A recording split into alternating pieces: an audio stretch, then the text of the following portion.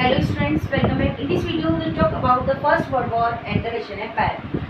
इस वीडियो में हम फर्स्ट वर्ल्ड वॉर और रशियन एम्पायर की बात करेंगे, बट इससे पहले हम प्रीवियस वीडियो को रिकैप करते हैं। उसमें हमने देखा था impact and aftermath of 1905 revolution. उसमें देखा कि लोगों ने रिवोल्यूशन किया रशिया में और लोगों ने कंसल्टेटिव पार्लियामेंट की डिमांड की।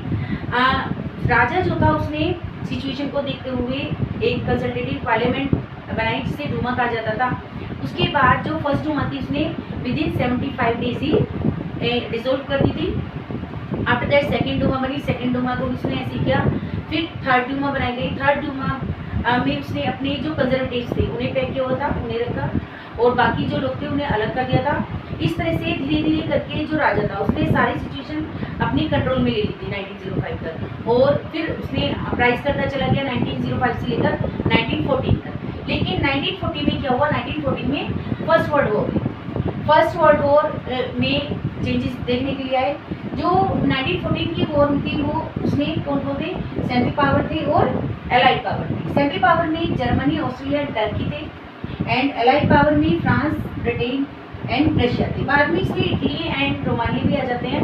अगर जो हम मैप के पर्सपेक्टिव से देखते हैं, अब आप ये देखिए पिंक कलर में जो है ये आप इन्हें सबको अलग कर दीजिए। उसके बाद हमारा ये सेंट्रल में जर्मन एम्पायर आ गया, ये सारा ऑस्ट्रेलिया एम्पायर, और इधर है हमारा ये ऑटोमन एम्पायर, ये हमारे सेंट्रल में आ गए। इसके बाद हमारा ये नीचे इधर फ्रांस है, ब्रिटेन है ना, इटली है। उसके बाद ये ऊपर हमारा सारा रशिया दिया हुआ है। तो इस तरह से हम देखते हैं कि जो सेंट्रल पावर है बिल्कुल बीच में आ गई। और बाद में लेकिन जो जीत होती है वो किसकी होती है? रशिया की होती है, लाइट पावर की होती है। लेकिन इसके लिए रशिया को खून पसीना एक करना पड़ता है।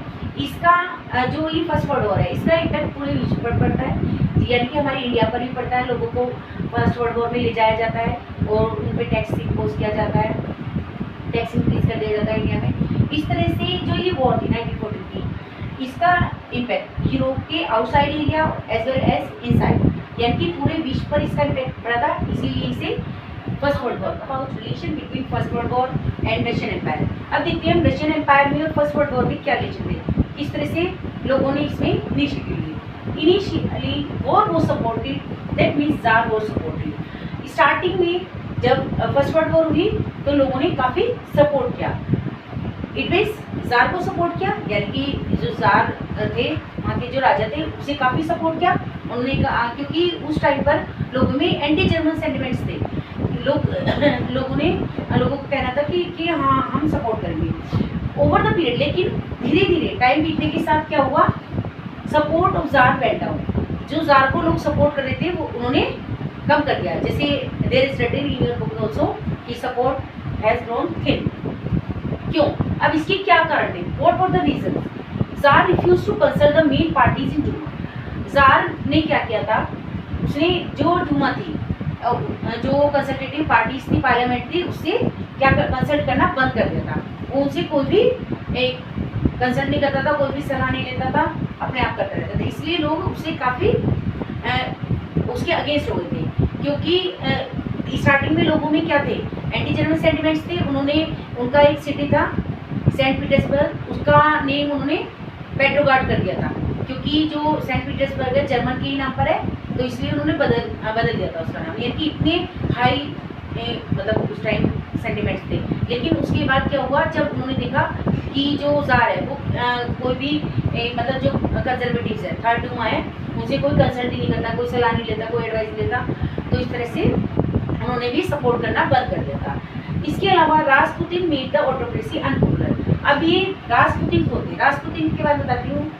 जो राजा रानी थे उनका एक बेटा था, एक बार वो बीमार हो जाता है, तो वो जो रासपुतिन एक मोंक थे, उनके पास कुछ मिथिकल पावर थी और उन्होंने उस मिथिकल पावर से जो रानी थी, राजा रानी, उनके बेटे को सही कर दिया था। इससे जो रानी जरीना अलेक्जेंडर, वो काफ़ी प्रभावित होती है और वो उन्हें क्या करती है? वहीं अपने राजदरबार में रख लेती है, यानी कि रॉयल पैट्रोनेज में रख लेती है।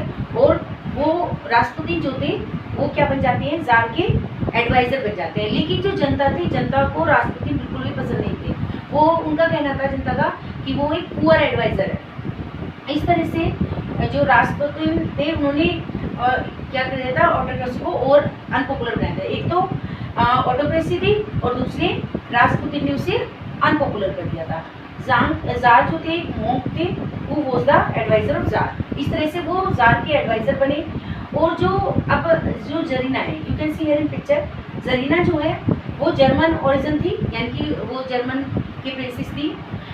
जर्मन शादी से पहले वो जर्मनी में रहती थी। तो इस तरह से लोगों का मानना था कि जो जार है उसकी शादी जर्मन प्रिंसेस से हुई है, तो सीधी सी बात है वो जर्मनी के साथ कोई भी वॉर नहीं करेगा, क्योंकि कोई भी पर्सन अपने ससुराल से क्यों लड़ेगा। तो जनता का ऐसा भी मानना था। तो इसलिए जो जनता थी वो बिल्कुल जार के अगेंस्ट चली गई थी, इसलिए उन्होंने बिल्कुल सपोर्ट नहीं करा कि जार को जनता बहुत ज़्यादा सपोर्ट नहीं कर रही थी। क्यों? क्योंकि वो उसकी एडोक्रेसी से और राष्ट्रपति से काफ़ी नाखुश थे। अब हम देखते हैं कि जो ये 1914 की वॉर हो रही थी, फर्स्ट वर्ल्ड वॉर जो हुई थी, ये किस तरह से टू फ्रंट से लड़ी जा रही थी। You can see here map.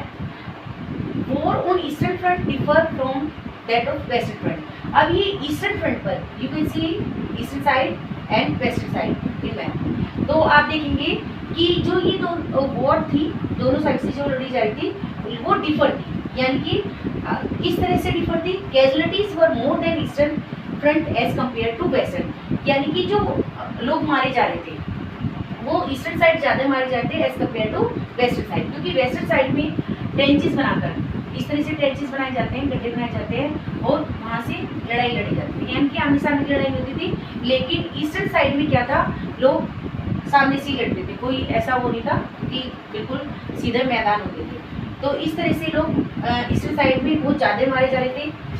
और जो रशिया की जनता थी वो काफ़ी मतलब दुखी थी इस चीज़ से। Defeat were shocking and demoralising, जो काफ़ी हारते जा रहे थे, इस कारण लोग काफ़ी शॉक्ड और डिमोरलाइज हो रहे थे। इस तरह से हमने देखा कि रशिया पर जो ये वर्ल्ड वॉर हो रही थी उसका एक बहुत गहरा इम्पैक्ट पड़ रहा था। In next video will talk about impact of world war on Russia.